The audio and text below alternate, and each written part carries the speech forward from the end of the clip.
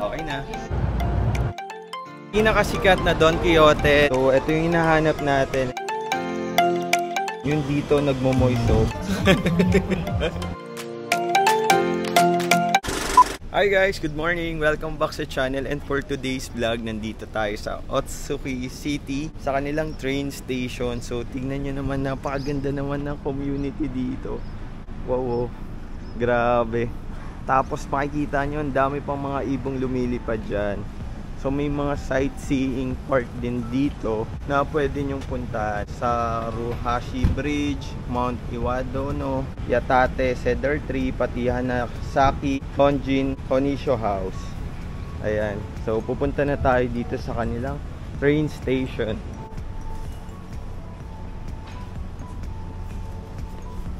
Guys, bibili na tayo ng ticket dito. Papasok na natin yung card. So, lalabas dito kung magkano. Insert natin yung bills. Yun, nabilis lang. Okay na. So, ito pala yung Fuji-Q Railway. So, for Mount Fuji, Fuji-Q Highland, and Kawaguchi. So, pwede tayong sumakay dito. So, pasok na tayo. So, dito tayo sa Cho Line, sa line number 45. Papunta tayong Shinjuku ngayon. Kahit maliit yung station nila, napakaganda look. So, dito sa Japan, laging on time. So, actually, nandito nga yung train. No? So, 7:23 siya. Ganito po yung itsura ng train dito sa Japan. So, papasok na tayo sa train. Kailangan natin siyang pindutin para mag-open.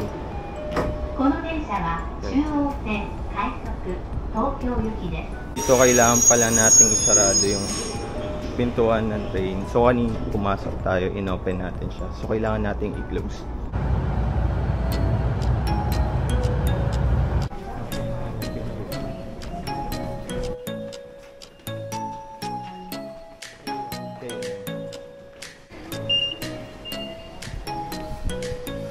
Yan yung Takao Station. So, from Cho Line, lumipat tayo ng Keio Line going to Shinjuku.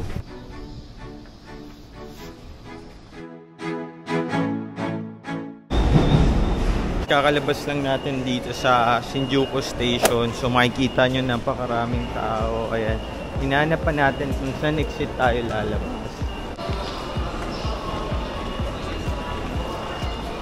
So, I think dito tayo sa West Bus Station. Tignan nyo guys, ang daming tao. Dito tayo lumabas. Tignan nyo guys, may ginagawa dito. Oh, ang gaganda ng building.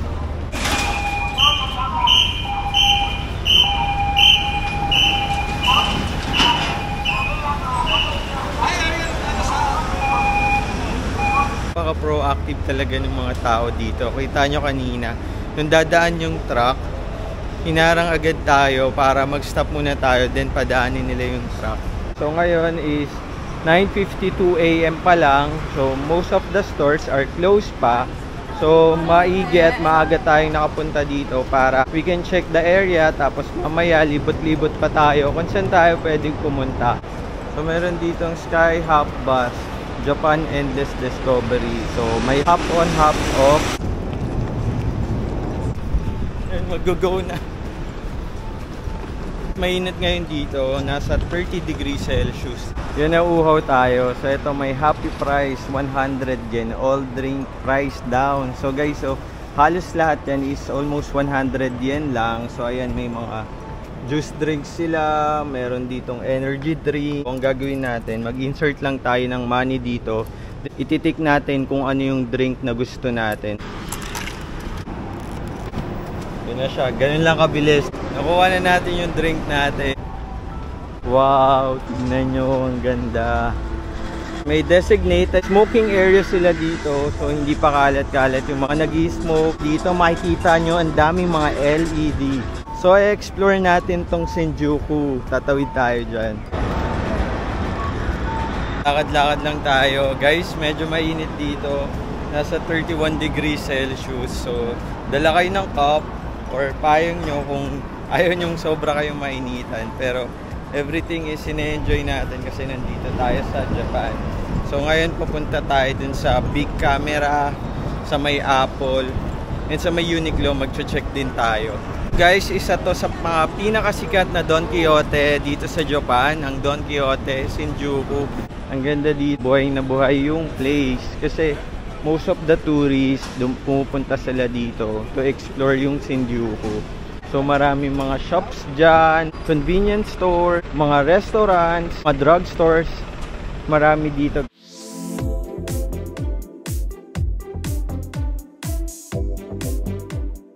Naalala ko, 5 years ago, pumunta na tayo dito sa Shinjuku, dito sa may Japan. So nakapagpa-picture tayo dun sa may Godzilla. Tapos dito nakapaglibot-libot tayo, nakapaghanap pa nga tayo dito ng bilihan ng sapatos. Napakaganda talaga dito sa Japan.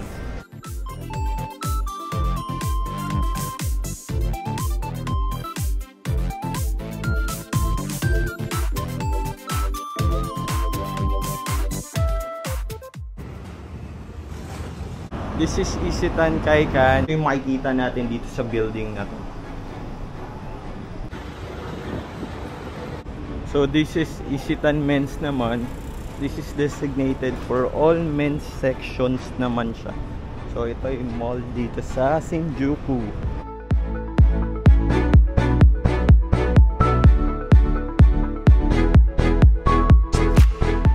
This is Isetan Department Store. So a lot of top brands nandyan. Tapos yung kaharap niya dito, meron ditong H&M. So yun yung nalagpasan kanina natin na Uniqlo and yung ABC Mart. So ayun yung kabuuan ng Isetan Department Store. Ganyan siya. Kasama yung nilakaran natin dun sa gilid kanina. So katapat nitong Isetan Department Store is yung Apple. Ito siya. Guys, ang mura talaga ng SRP ng Apple products dito, and mas makakamura pa tayo pag bumili tayo dito dahil tax-free din tayo dito. May Lululemon dito, yan, sikat yan, mga sportswear yung mga binebenta nila. So, unfortunately, close pa sila. 11 AM pa yung bukas until 9 PM.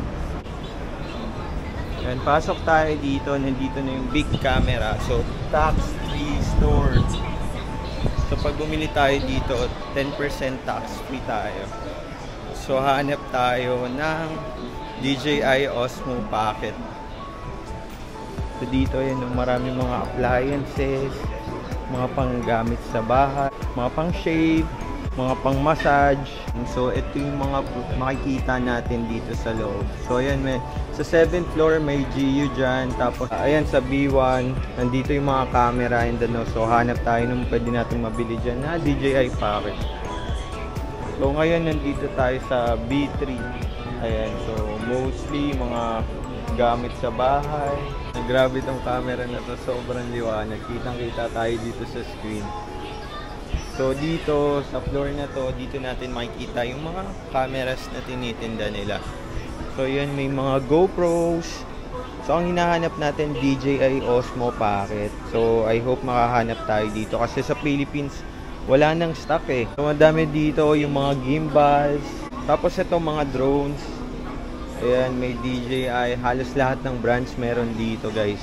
Pati sa mga camera, napakaraming selections. Ito may DJI Osmo dito. So ito yung hinahanap natin, itong Osmo Pocket 3. So may nakasulat dito, 1 item per customer due to the high demand.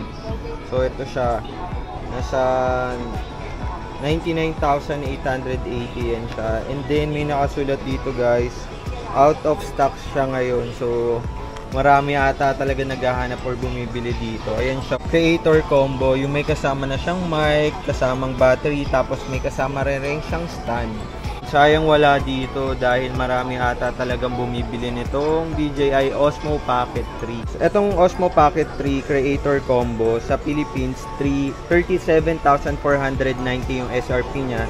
Then dito guys, ano siya, 99,880 yen. Tapos pag tax free pa, 90,800. So pag kinonvert natin sa peso, nasa ano lang siya, 34,500. So, mas nakatipid ka na ng nasa 3,500 pesos. Mas mura dito. If you're looking for watch, meron din dito. Ayan, may Coach, may G-Shock, may Timex, may Casio. Ito yung mga bagong G-Shock guys. Oh. Katulad na ito. Bluetooth na yan. 17,219 yen na lang siya. So mga nasa 6,500 pesos. So ang ganda na ngayon ng mga designs nila. Pati with Bluetooth na rin. So pwede nang i-connect dun sa mga phones nyo. Nandito pa rin tayo sa Shinjuku. Dito tayo sa tapat ng AU, ng Gucci, tapos doon ABC Mart. Tapos dito sa likod natin yung big camera. So kanina wala tayong nakitang DJI Osmo Pocket 3. So dito, ayan, tingnan natin dito. So sabi dito nasa second floor yung mga cameras nila. Guys, dito sa big camera, ang dami dito mga yung electric fans na binebenta. So ito, yung mga maliliit na ganito guys, ano lang siya, 1,600 yen. Less than mga 500 pesos. Tapos ito, 1,500 yen din. Ang galing oh, naano siya, na-adjust yung pinaka-ulo niya. Ayun oh, ang dami pa. Ito naman, napo-fold. So pwede ito sa mga desk nyo, or di kaya dun sa office nyo. Tapos ito, may neck ring dito na nakapagpalamig. Try natin.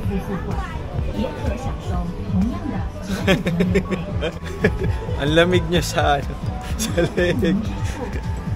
So nasa 2,800 yen siya kapag tax free. So ito, ang dami pang choices dito. Yung mga nilalagay din sa neck. Ito pang clip sa table. Tapos itong mga mini fan.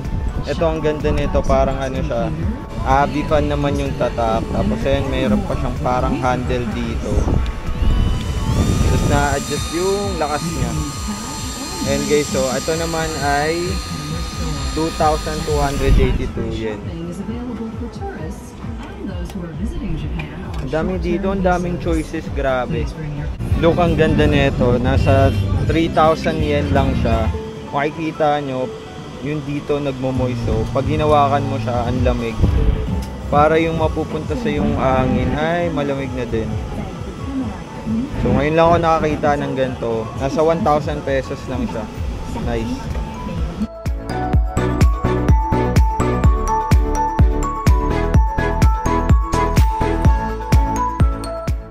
Guys, nakita nyo kanina dito sa LED na to, lumabas yung famous cat dito sa Shinjuku. Ayun na ulit siya, nandyan yung pusa. Ayan, welcome to Shinjuku.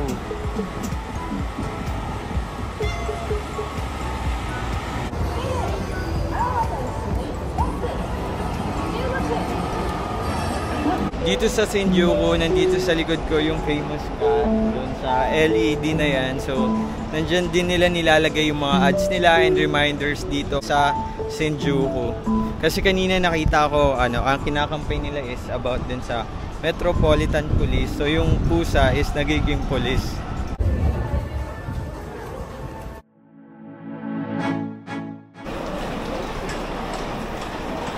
Guys, pupunta tayo sa JR Lines. Pupunta tayong Shibuya Crossing. So makikita nyo, grabe ang daming tao dito.